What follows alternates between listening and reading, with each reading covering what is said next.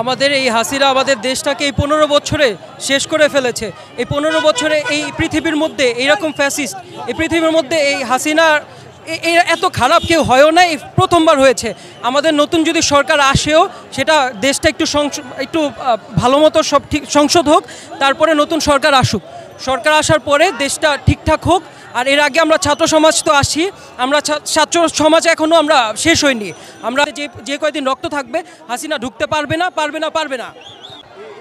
আমাদের সমন্বয়ক যারা আছে তারা দেশের ভালোর জন্যই সব কিছু করতেছে।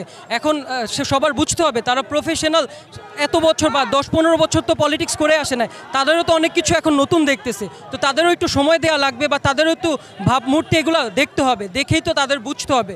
বুঝার পরেই তো তারা সব কিছু অ্যাকশন নিতে পারবে। হুটহাট তো সব কিছু অ্যাকশন নেওয়া যায় না। আর বুঝতে হবে আমাদের এতটুকু একটা দেশ, এত মানুষ, 18 কোটি মানুষের দেশ, এটা মানুষ বললেই তো একটা অ্যাকশন নেওয়া যাবে না। আর অ্যাকশন নেওয়ার পর একটা কিছু হয়ে যাবে এমন তো না। সবাই চাচ্ছে, একটা উপর মহল থেকে সবাই লাগছে যে হাসিনাকে কিভাবে ঢুকানো যাবে এই ফতুল্লা ইসেতে, আমাদের এই বাংলাদেশের মধ্যে কিভাবে হাসিনাকে ঢুকানো যাবে, সেই ফ্যাসিস্টকে আমরা ঢুকতে দিব না। সবাই এখানে দেখছে যে আমাদের নষ্ট জুতো, পুরনো জুতো আমরা এইভাবে হাসিনাকে নিক্ষেপ করতেছি, ভালো জুতাও নিক্ষেপ করতেছি না এখানে। কেন? সে এটাই ডিজার্ভ করে, এই বাংলাদেশের মাটিতে তার এটাই প্রাপ্য, এটাই হওয়া উচিত। সে আমাদের দেশের মানুষকে আরও গরিব বানায় ফেলছে। নাহলে আমাদের 15 বছরে মানুষ অনেক উন্নত হইতো। হাজার কোটি টাকা সে এই বাংলাদেশ থেকে পাচার।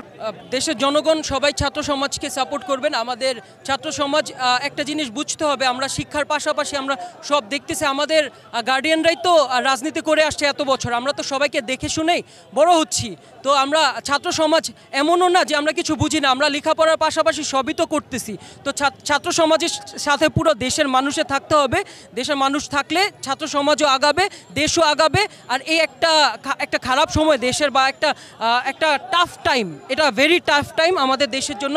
এই টাফ টাইমের জন্য প্রতিটা মানুষের সাপোর্ট লাগবে। হুটহাট করলে তো হবে না। আমাদের দেশ বুঝতে হবে অনেক ছোট একটা দেশের মধ্যে এত জনগণের একটা দেশ।